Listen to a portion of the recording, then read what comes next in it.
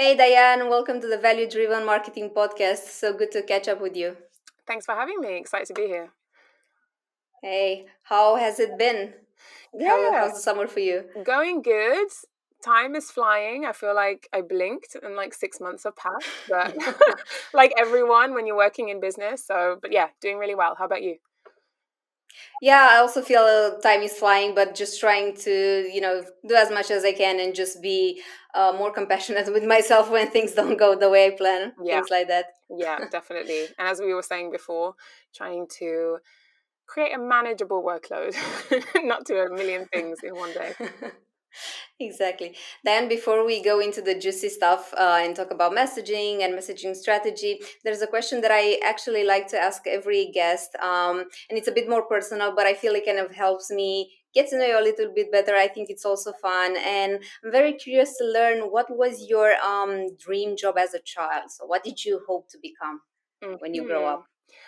Yeah, so I had different dream jobs depending on what age, depending on what age I was. Like I had these phases of childhood. I think the earliest thing I can remember wanting to be was a singer or a pop star, which is like just very classic me, if you know me, just like wanting to be the center of attention and be on a stage. And I actually used to do I've always done singing, so I've always sang in choirs when I was at school. So I started like Cool. 6, 7 years old. I was always in the gospel choir.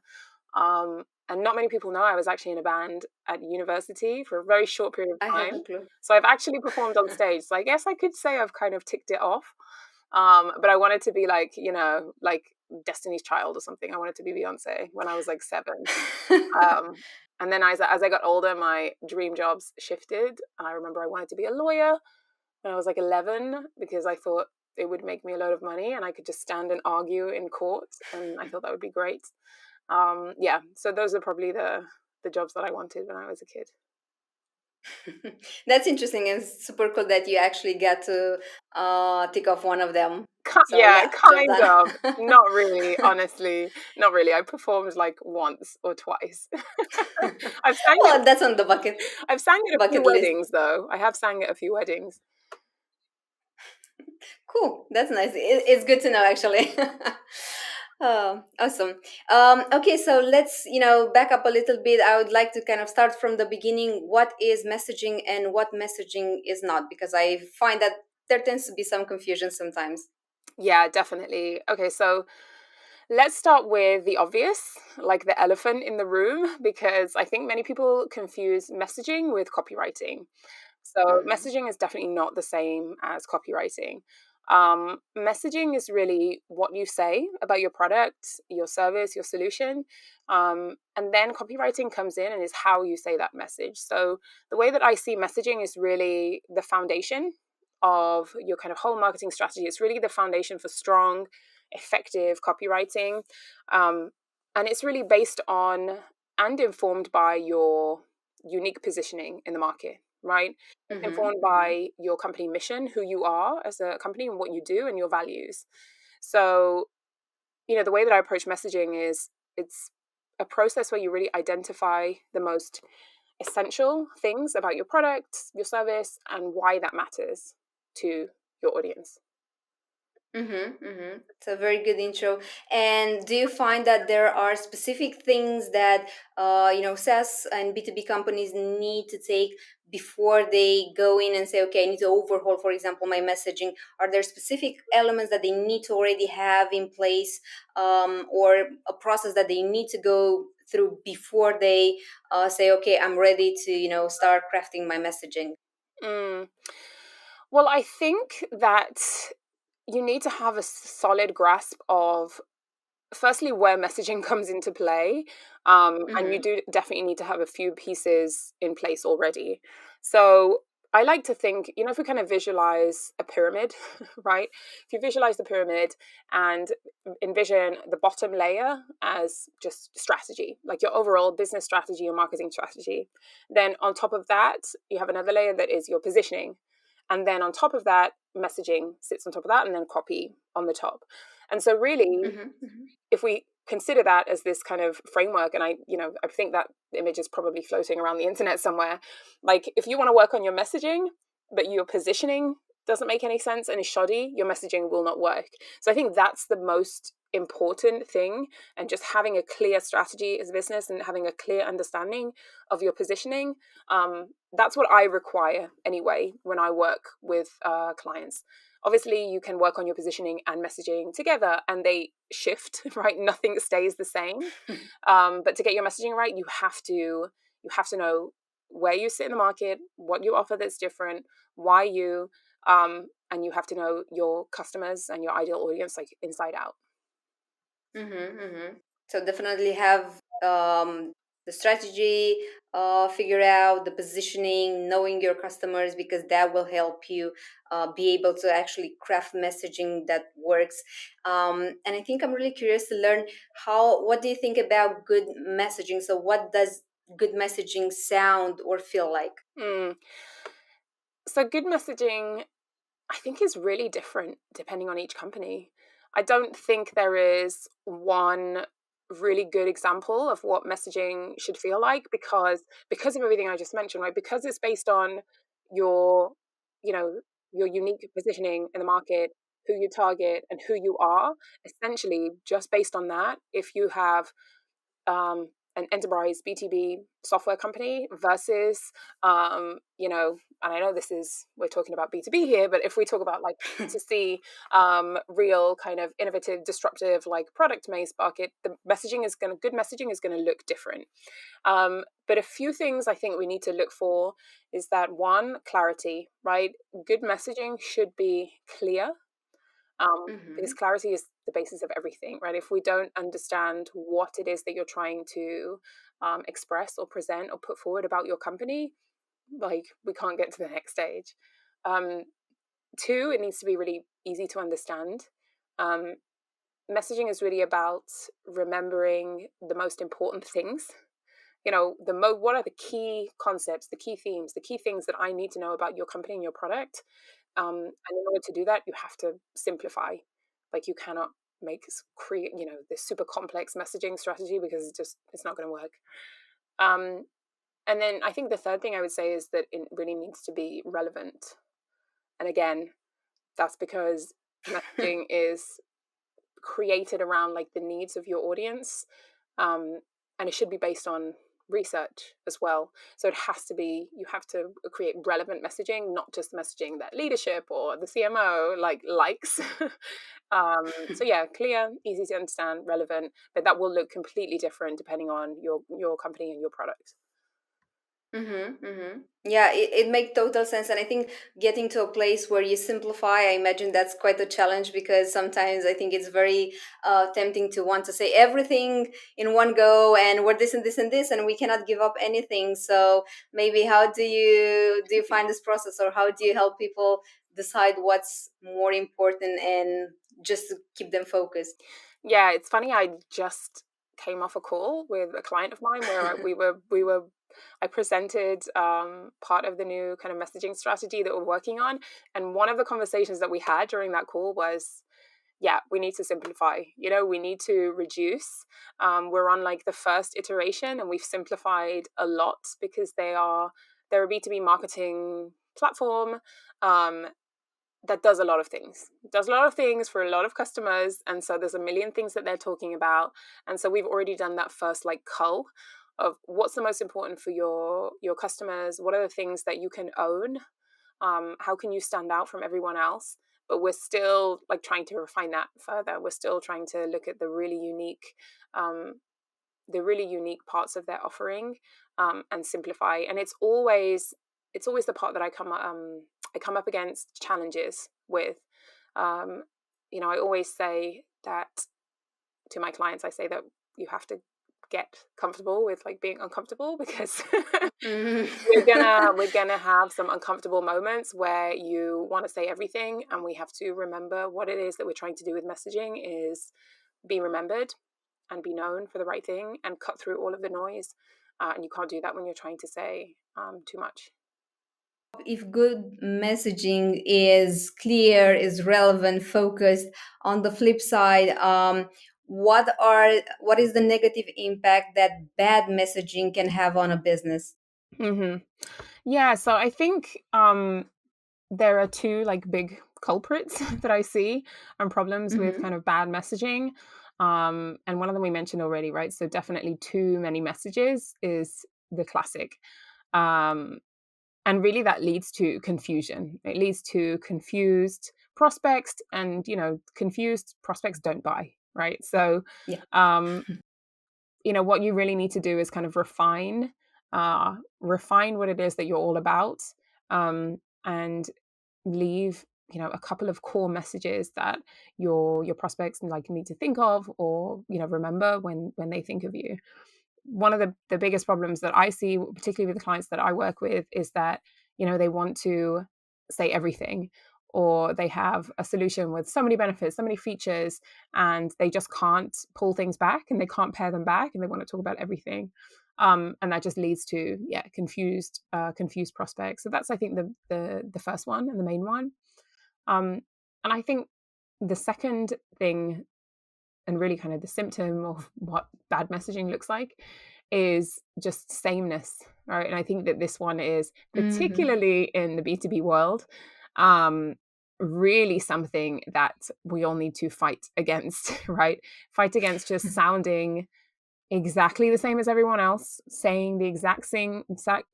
well, saying the exact things like everyone else. Mm-hmm. Um, because really, there's no way to differentiate from anyone else. There's no, you really need to be answering the question, like, why should I pick you? And if you're saying the same thing and offering the same benefits and the same core messages as everyone else, you don't stand out. you know I think this year, 2022, the latest Martech report was released, I think back in March or something like that. And I work primarily with like marketing technology companies, and there were 9,000 plus like tools on the market. Wow. Even just email service Overwhelming. yeah, it's overwhelming. It's crazy. Email service providers. There are like 700 plus tools that people can choose from. And so really, right now you cannot be lazy and just sit and say the same things. Deliver better email. What does that mean? Right? You have to really get granular, and you have to really fight that sameness and get specific. So yeah, I think those are the two kind of real negative impacts, and those are just the two key culprits that everyone kind of falls into the trap. Mm-hmm, mm-hmm. And for a business that has several products, or different type of services, so they have already a complex business. Do you find that they need to go in and create different messaging for each different line of business, so they go away from trying to say it all in one go? Yeah, so this is a challenge that I'm starting to see a little bit more frequently. Depending on the complexity of the product or the solution. And I think that there are different layers to messaging, and that's how I approach it. Of Mm-hmm. course, when it comes to specific customers or buyer personas, if you want to call them that, although I have a bugbear with personas, but we won't talk about it because we need a whole hour to talk about that.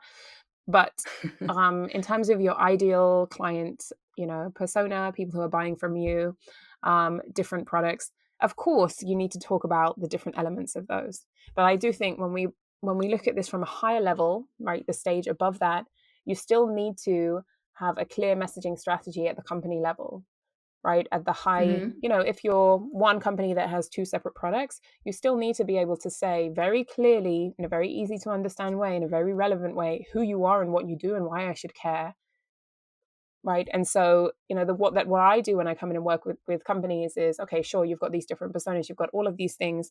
That's later. Let's start at the top. Let's pare things back. Let's build a core messaging strategy. Let's create some key messaging pillars, the things that you can own that actually will cut through to everyone, right? Because there must be Mm-hmm. something that you offer, that you do, that means something to all of your customers. And then you can start getting granular throughout. But really, messaging it's what is relevant, what is interesting about what you do, why should I care? And then you kind of start building it underneath, okay, the proof points, the evidence, the features, all of that. Mm-hmm, mm-hmm. And talking about everyone sounding the same, um, you know, I guess it is a challenge to differentiate yourself and find that point that makes you different, or take a stand that's radically different from everyone else. And I guess my question is for, companies that have a hard time differentiating themselves. Do you find that you can help them craft their messaging, or is it that they need to go in first, find an angle, and then work on messaging? Mm. Yeah, it's a great question. So I don't think differentiation, and we're starting to talk a little bit more about differentiation in itself is just kind of one piece, isn't it? And that's a whole, like, you can spend a long time just looking for that differentiation. But I don't think you need to be radical.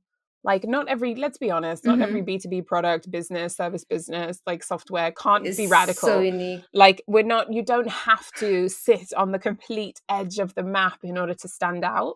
What The way that I like to approach differentiation is, again, and this is everything, always comes back to your customers and your market, is for this one small group of people, right? The people that, and looking at your existing customer base, the people that love what you do, the early adopters, the people that are getting the most out of your solution, for that small group of people, like, what is it that you do differently and why do they care? And sometimes your differentiation might seem boring off the face of it, but it's what makes you different. And that's why you will stand out from other competitors, or it's a mix of these different things, right?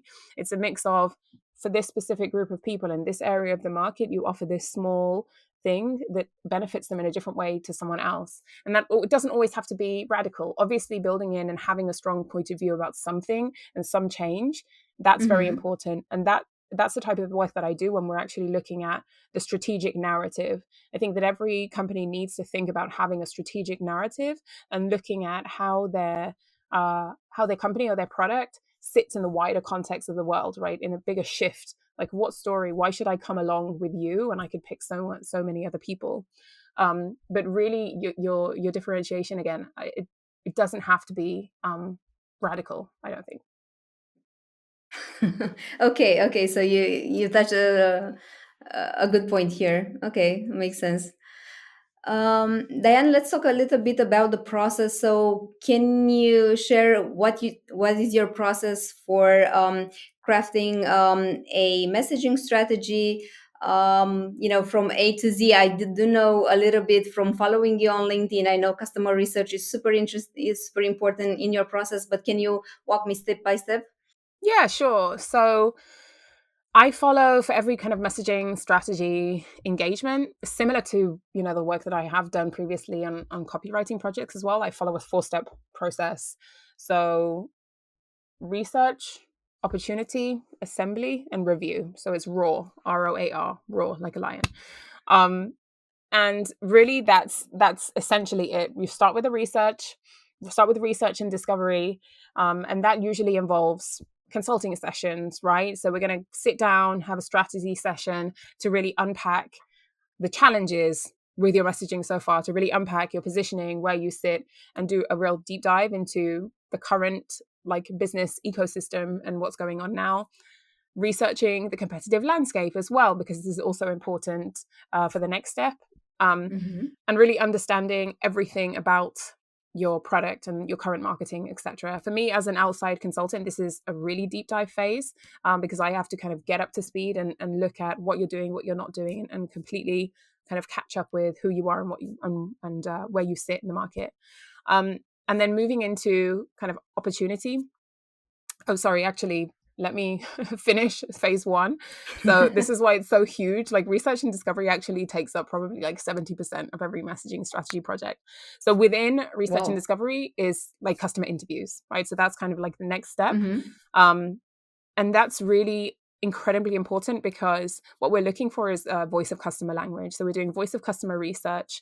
I generally hold interviews. We can do surveys as well, online review mining, and looking at the competitive landscape. But really, you want to start asking questions that will uncover insights about your customers, about their desires, their needs, why they work with you, what's been working so far with your messaging, and really just digging deeper to the whole kind of marketing strategy. Um, and then the next thing is that opportunity. So once we've done all of that, what is the opportunity, like unpacking the data, synthesizing all of our ideas and all the brainstorming, and starting to pull together some ideas, and opportunities for you as a company to stand out, some messages that perhaps are constantly being repeated by your customers that you haven't looked into, maybe opportunities Mm-hmm. of things that you need to stop mentioning because they're not actually relevant or they're not clear anymore. And then the last phase is assembly. So really pulling those ideas together. So that's where we iterate, have those discussions, revisions, brainstorm, and actually pull all of those ideas into a clear, cohesive messaging strategy. So, for example, for me, every project will be different with every client. But one of the core things that I always make sure that we build out is looking at who we are, right? So starting some internally on, Mm-hmm. whether that's the mission and the vision, and that's really important stuff, right, to guide any company. I think brand messaging and those brand pieces often get a bad rep.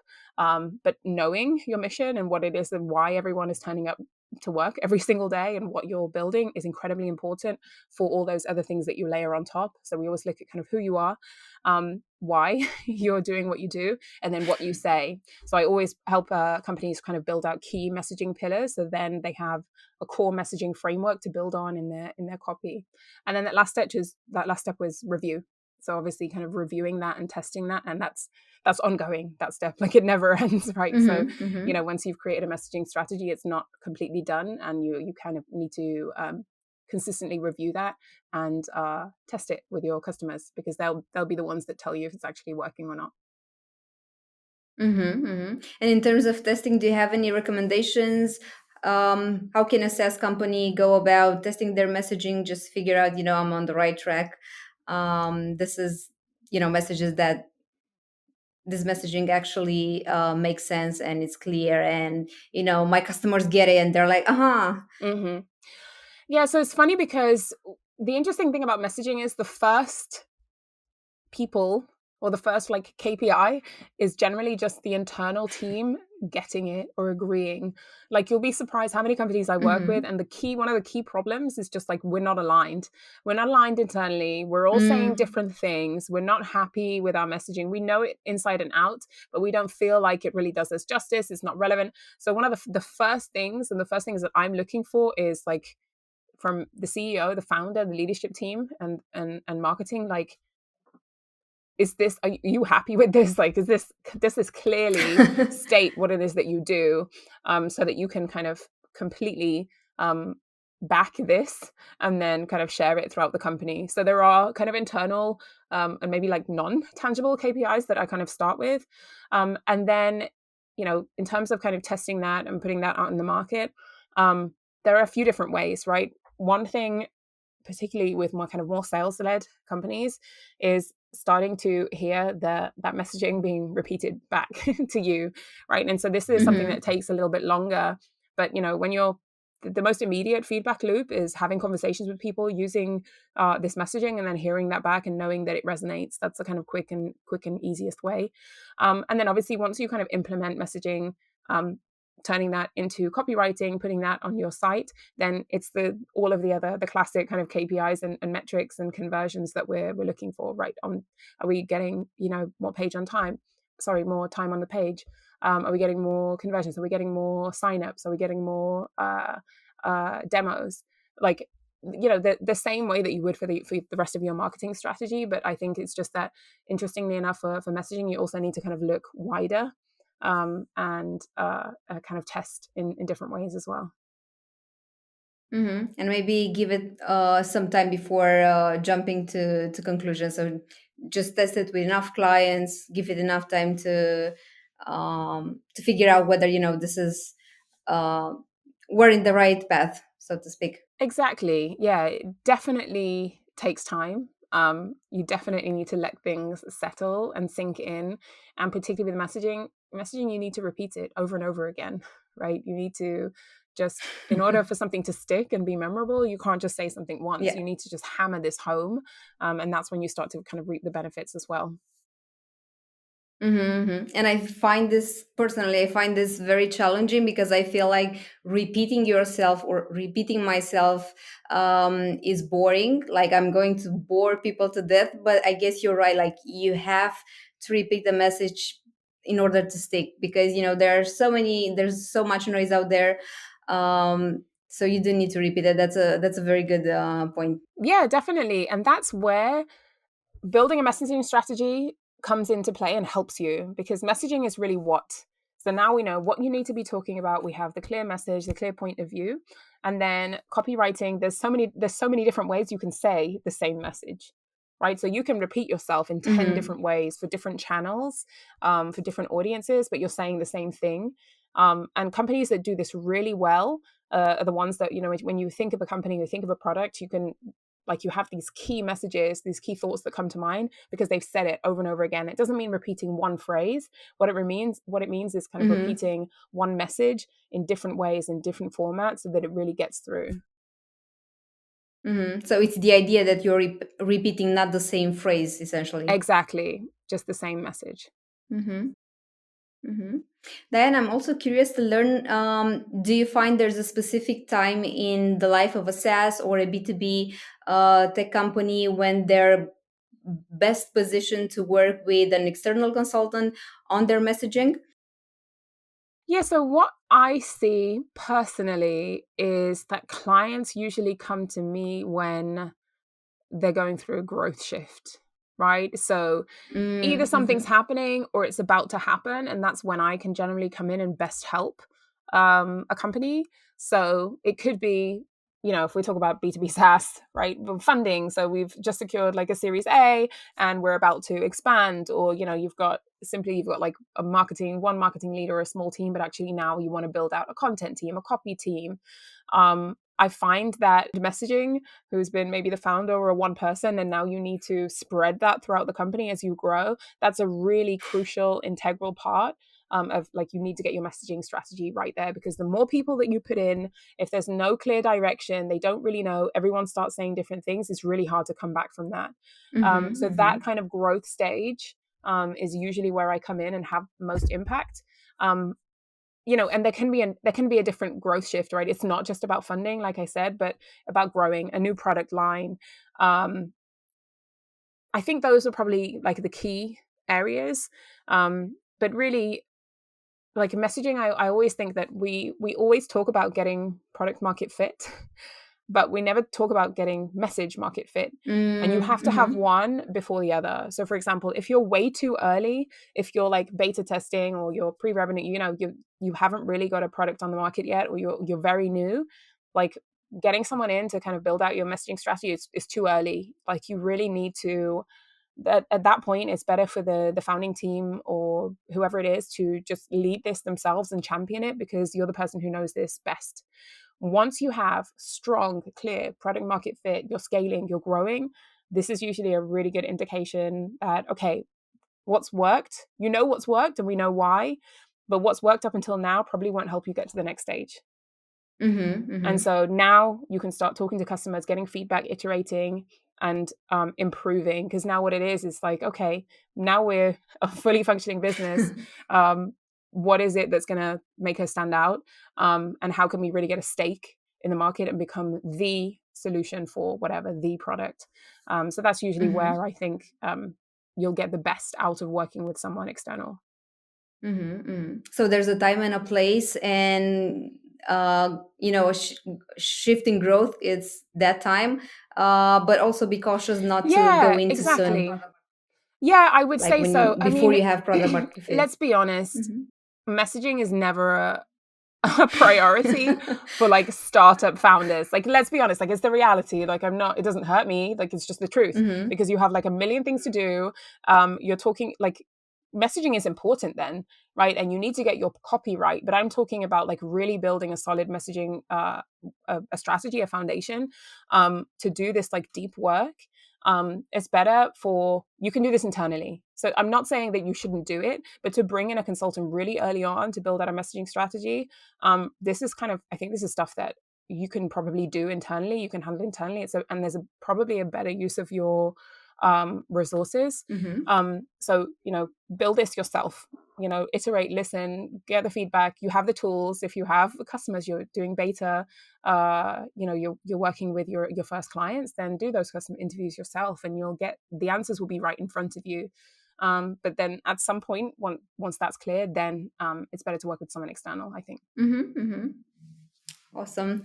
Then I do have one final question. So, what would be your top recommendations for CEOs, founders, or marketing leaders who are unsure if their messaging is the right one and the relevant one for their audience? So, what would be your top advice? That's a really tricky question. That's a really, A really tough short one. question. Yeah, okay. What would be my advice? So I'm not sure. So, if you're unsure if your current messaging is the right one. So firstly, if you're unsure, there probably isn't. Mhm.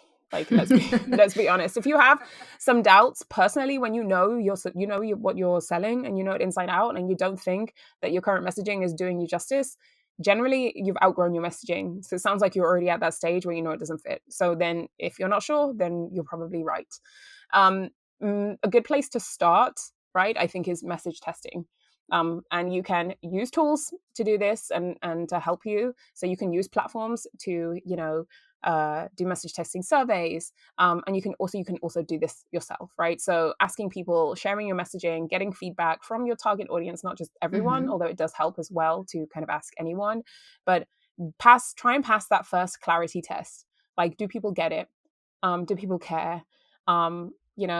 You perform surveys or do kind of 5-second tests, or like full user tests where people interact with your site and see what they feel. And I think that's a good place to start, so you can start getting feedback. Were you right? If you were unsure, is everyone saying the same thing? Is there things that they don't understand? And then you'll know where to target and what next step you should take. Mhm. Yeah, that sounds very good. This has been a pleasure, Diane. Thank you so much for sharing your ideas, your insights, and I definitely had a great time chatting to you. Yeah, thanks for having me. This was really fun. Thank you, Diane.